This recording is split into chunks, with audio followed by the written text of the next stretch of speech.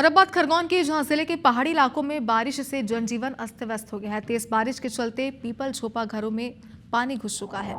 कुंदा नदी भी उफान पर है और तस्वीरें जरा आप देखिए, कहीं ना कहीं ये डराने वाली तस्वीरें हैं कि पहाड़ी इलाके जो है जिले के, वहां पर नदी नाले पूरी तरीके से उफान पर हैं और बताया ये जा रहा है कि जो रहवासी इलाके हैं वहां पर लोगों के घरों तक पानी घुस चुका है और यही वजह है कि उनका जनजीवन पूरी तरीके से अस्त व्यस्त हो चुका है। पीपल झोपा के घरों में पानी घुस गया। जो तस्वीर आप देख पा रहे हैं, कुंदा नदी है जो पूरी तरीके से अपने उफान पर नजर आ रही है।